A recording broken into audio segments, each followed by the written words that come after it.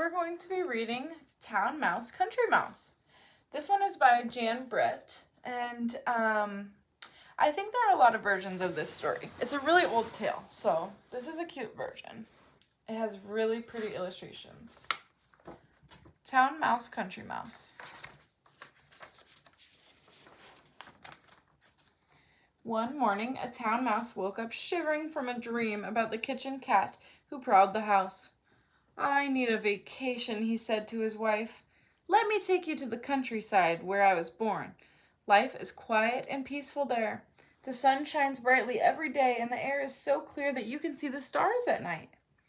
And nothing will prepare you for the taste of wild blackberries." "Let's go right away," she said. So the town mouse and his wife packed a picnic and set off for the country. The country mouse and her husband were at their tree stump house, exhausted from searching for food and avoiding the hungry owl who lived nearby. "Sometimes I wish we lived in a townhouse where all the food you can eat is right there in the pantry. They say that the smell of cheese makes your whiskers tingle." "Ooh, mine are tingling already," her husband exclaimed. The town mice were outside the country mice's house, putting a huge chunk of cheese in the middle of their picnic cloth. The country mice peered down at it. They heard the town mouse exclaim, "This is the life! Wildflowers, spring peepers! If only we lived here!" The country mice crept out. "You like it here?" they asked. "Why, we've always wanted to live in a townhouse." The town mouse offered them a nibble of cheese. "Why don't we trade houses?" "Would you?" asked the country mouse, her mouth stuffed full of delicious cheese. "We'll leave right away," she said. As they said goodbye, each of the mice thought that they had the better part of the bargain. It was dark when the country mice arrived in town and found the house.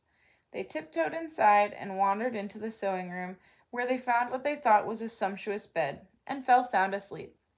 Much too early the next morning, a loud clanging woke them up. Sooty clouds of smoke were pouring over them, and they heard a strange voice purring loudly. "Sauces and ham, it's hungry I am. Sauces and ham, it's hungry I am. Mice in my stew, wait till I catch you." "Who do you think that is?" the country mouse asked his wife. "It's the cat. He's cooking in the kitchen." The town mouse and his wife were up with the birds, ready to gather wild blackberries in the grassy meadow for breakfast. They could smell them. They just couldn't find them.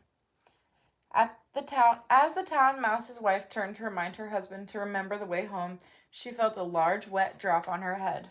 "What was that?" she asked. "Is the bathtub leaking?" "No, we're in the country now," he said. "Those are raindrops." Just then, lightning lit up the sky and rain poured down as the two drenched mice ran wildly for their new tree stump home.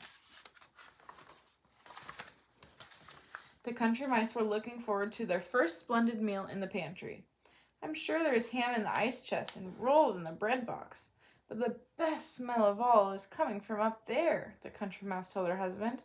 "It must be a fine old cheese. I'll climb on your shoulders and get it." But she couldn't quite reach it. "Stand on your toes," she called down.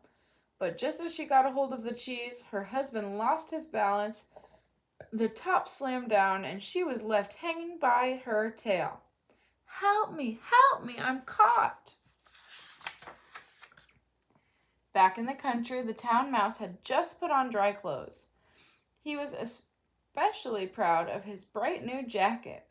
"So colorful and eye-catching," he told his wife.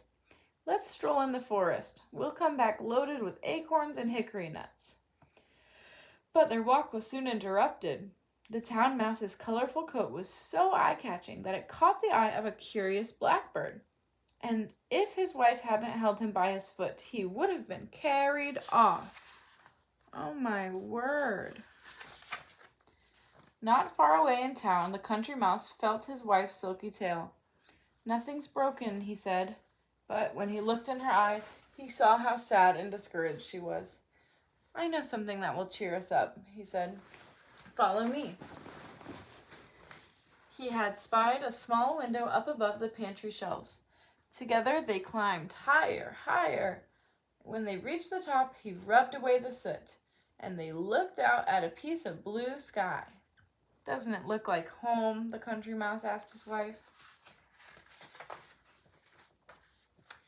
The town mice stood quietly together after their awful blackbird scare. "I thought I had lost you forever," the town mouse whispered to her husband. They looked around. How still and peaceful it was now. The sun had come out and everything was glistening and green. "It is beautiful here," she said. "We should try to enjoy it." "I know," said the town mouse, "but I miss the sound of the town, all the hustle and bustle. Here I feel so alone. In our cozy townhouse, we knew what to expect."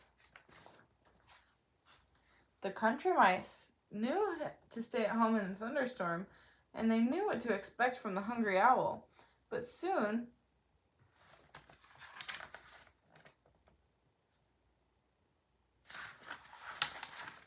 there has not been any mention of an owl yet. But soon they found out that there were different dangers here when they discovered a tasty morsel of blue cheese sitting on a pine board. "This time you take the cheese. I'm still shaking from being caught in the cheese box," said the country mouse. So her husband crept toward the cheese, whiskers trembling. As he reached it, his foot slipped, and he heard a whoosh, followed by an enormous snap, and he was thrown across the room. He landed in a warm bundle of something soft and furry. He got catapulted by the mousetrap. The country mouse was shaking from this close call. "I can barely stand," he winced as his wife pulled him up and patted down his crumpled whiskers. It was then that she noticed the bundle on which her husband had landed was tipping and turning. It was alive! Two green eyes snapped open. "Run!" she cried, getting a good look at it. "It's an owl with teeth." The town mice knew how to avoid mouse traps set with cheese, but they soon found that the country had its own perils when they explored the river bank hand in hand. Suddenly, the water began to churn and boil, and a huge wet head popped out and stared at them. It was a river otter. The mice tore back to their tree stump home, only to find a hedgehog rolled into a ball up in front of the door. Then they heard an animal crashing toward them through the underbrush. "Oh, I can't take this anymore," said the town mouse. She raced for the nearest tree with her husband right behind her. From the tree, they could see the town lights blink on as the sun went down and the stars came out one by one. "What shall we do?" the town mouse asked his wife. But before she could answer, she saw a pair of glowing eyes right beside them, and they were face to face with the most terrifying creature of all.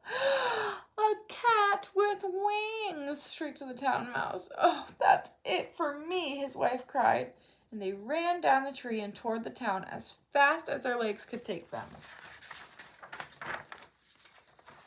As the town mice headed frantically along the road, the country mice were fleeing in terror toward the country.